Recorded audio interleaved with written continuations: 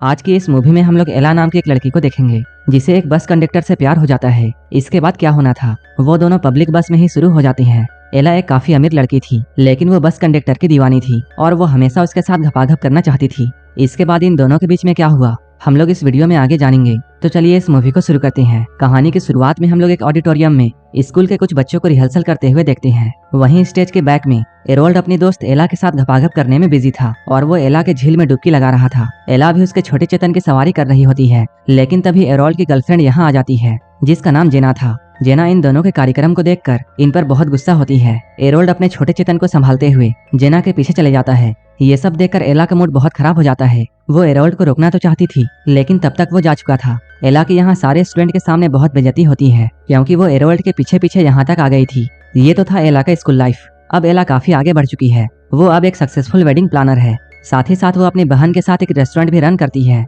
एला अब काफी सक्सेसफुल थी लेकिन अभी भी उसके लाइफ में प्यार की कमी थी। इसके बाद एला रॉबर्ट नाम के एक वर्कर को सेड्यूस करके रात में उसके साथ गेम खेलती है लेकिन ऐसा करके एला को मजा नहीं आता है क्योंकि रॉबर्ट अपने हिसाब से वो सब कर रहा था। जब इनका कार्यक्रम खत्म होता है तब एला दुखी मन से ये सारी बातें अपनी बहन को बताती है। तब उसकी बहन जिसका नाम मीसा है वो उसे अपने टाइप के लड़के सिलेक्ट करने के लिए कहती है। एला को जब संतुष्टि नहीं मिलती है तब वो कुछ खिलौनों का इस्तेमाल करती है जिसकी वजह से उसकी नींद काफी देर से खुलती है और अब ऑफिस जाने में उसे काफी देर हो चुका है और उसे अभी कोई कैब भी नहीं मिल रही थी। इसके बाद मजबूरी में उसे बस में चढ़ना पड़ा। इस बस में काफी भीड़ होती है लेकिन एला जब यहाँ चढ़ती है तब वो बस के कंडक्टर रोको से मिलती है। रोको को देखकर एला उसके तरफ अट्रैक्ट होने लगती है। जब रोको उसे टिकट देने के लिए उसके पास आता है तब बस में इतनी भीड़ थी कि वो भीड़ इन दोनों को धक्का देकर बहुत पास कर देती है। अब एला रोको को स्मेल कर सकती थी और वो उसकी खुशबू पाकर उसकी तरफ और भी अट्रैक्ट होने लगती है। इसके बाद क्या होना था एला ने टिकट लेकर अपने तरबूज को रोको की तरफ सटा दिया।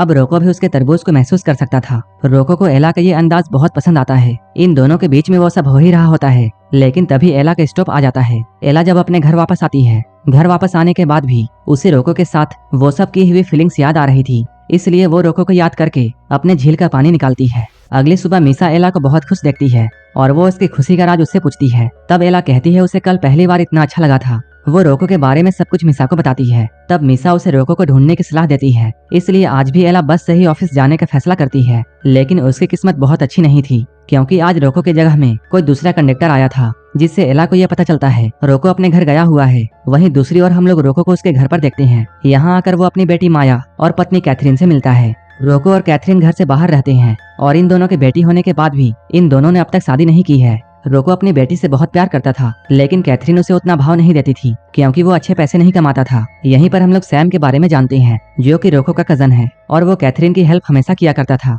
रात में जब कैथरीन सो रही थी तब रोको उसके पास आने की कोशिश करता है लेकिन कैथरीन उसे भाव नहीं देती है। इसके बाद रोको अपनी उंगलियों का कमाल दिखाता है जिसकी वजह से कैथरीन ने झील का रास्ता खोल दिया। इसके बाद रोको बिना किसी देरी के झील से पानी निकालने लगता है। इधर एला लगातार बस से सफर कर रही थी ये सोचकर कि एक दिन उसकी मुलाकात फिर से रोको से हो जाएगी। सफर करते हुए उसे एक दिन रोको मिल जाता है। जैसे ही एला को मौका मिलता है वो रोको के चाकू को अपने तरबूजों के बीच में रखती है और उसे टेस्ट करने लगती है। अब धीरे धीरे उसका भी मूड बन चुका था। इसके बाद वो अपनी उंगलियों को एला के झील में डालकर अपना काम शुरू कर देता है। अपने इस सफर को खत्म करने के बाद जब रोको बस स्टैंड में आता है तब वो अपने मालिक से कुछ पैसे एडवांस में मांगता है लेकिन उसका बॉस उसे पैसे देने से मना कर देता है। घर आने के बाद रोको और कैथरीन की लड़ाई होती है। इसके बाद रोको अपने काम के लिए शहर आता है। जब सारे बस ड्राइवर एक जगह जमा होकर पत्ते खेल रहे थे तभी एला रोको से मिलने के लिए यहाँ आती है। वो इस वक्त बहुत ही सुंदर रेड ड्रेस पहनी हुई थी। वो रोको को अपने पास बुलाती है। इसके बाद रोको उसे लेकर दो बसों के बीच में जाता है। ये दोनों यहाँ पर बातें करते हैं लेकिन जब इन दोनों से कंट्रोल नहीं होता है तब ये लोग यहीं पर शुरू हो जाते हैं।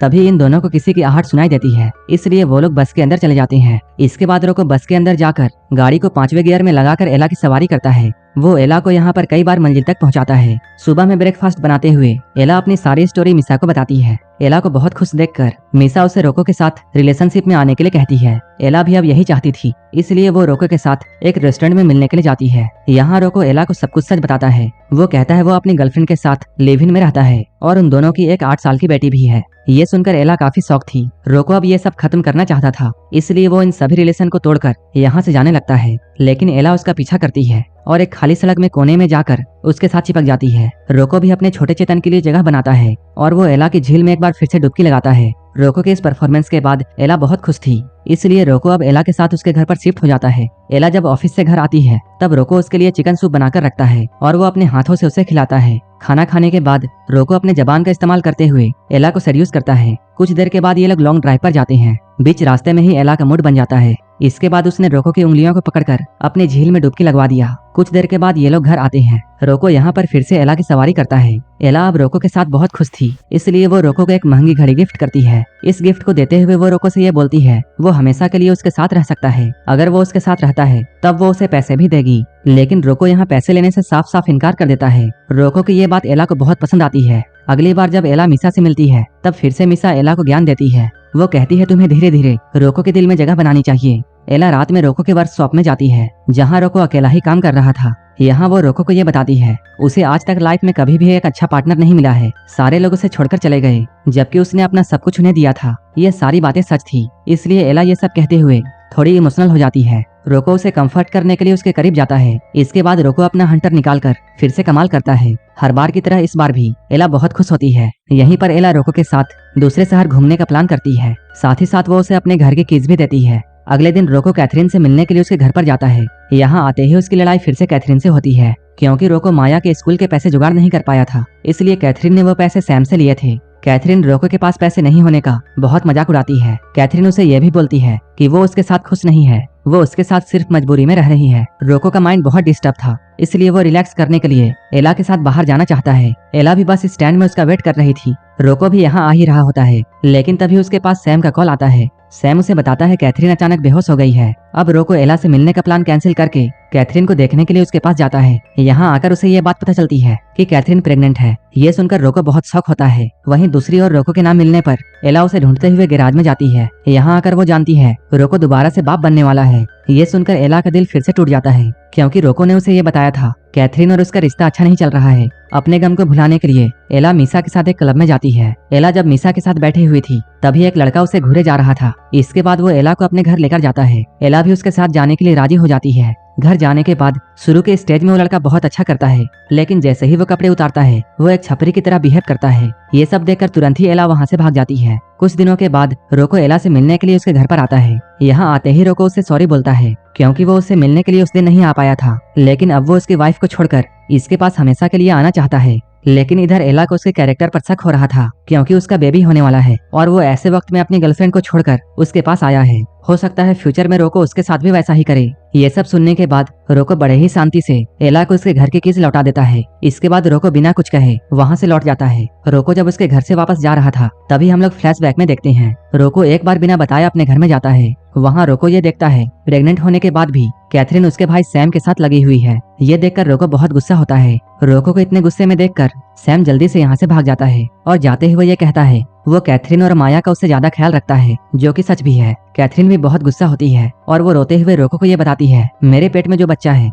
वो सैम का है और अब वो उससे नहीं बल्कि सैम से प्यार करती है। ये सुनकर रोको बहुत शॉक होता है और अब वो उन दोनों की खुशी के लिए अपने घर को छोड़कर एला के पास गया था, लेकिन एला ने भी उसे एक्सेप्ट नहीं किया। इसके बाद रोको अब अपनी लाइफ गैराज में ही बिताने लगता है। वहीं इधर एला का दिल टूटा था, इसलिए वो अब काफी चुप चुप सी रहती है। वो अब अपने काम में ओवर टाइम करती है ताकि वो अपने आप को बिजी रख सके और उसे रोको की याद ना आए। मीसा जब एला की ये हालत देखती है तब वो उसे दूसरे लड़कों को डेट करने की सलाह देती है, लेकिन एला का भरोसा अब सारे लड़कों में से उठ चुका था क्योंकि स्कूल टाइम से लेकर अभी तक सबने उसका दिल तोड़ा है। अब इस बात को 4 महीने बीत चुके हैं। एक दिन एला की मुलाकात रॉबर्ट से होती है। वो जैसे ही एला के पास में जाता है वो उससे सबसे पहले सॉरी कहता है क्योंकि उसने उसके साथ उस टाइम गलत किया था और इस बात का रियलाइज उसे भी था। रॉबर्ट के साथ एला काफी टाइम गुजारती है, इसलिए अब उसे घर जाने में काफी देर हो चुकी है, जिसकी वजह से उसे बस पकड़ने के लिए बस स्टॉप में जाना पड़ा। यहाँ रोको उसका इंतजार कर रहा था क्योंकि एला ने अपना घर चेंज कर दिया था, जिसके बाद से रोको यहीं पर रोज उसका इंतजार किया करता था। रोको आज सब कुछ एला को बताता है कि उसके गर्लफ्रेंड ने उसके साथ क्या किया। उसके गर्लफ्रेंड और उसके कजन के बीच में अफेयर चल रहा था, इसलिए उसने सब कुछ एला के लिए छोड़ दिया और वो कई महीनों से एला का यहीं पर वेट कर रहा था। ये सारी बातें सुनने के बाद भी एला रोको को माफ नहीं करती है क्योंकि वो सोचती है रोको को ये सारी बात पहले ही उसे बता देनी चाहिए थी, तब शायद एला को इतना दुख नहीं सहना पड़ता जो कि वो 4 महीनों से सहती आ रही है। जिसके बाद वो उससे गुड बाय बोलकर यहाँ से जाने लगती है, लेकिन तभी एक बस यहाँ से गुजरती है, जिसके बाद ये लोग दौड़कर एक दूसरे के पास आते हैं और ये दोनों फिर से एक हो जाते हैं। इन दोनों के मिलन के साथ ही ये मूवी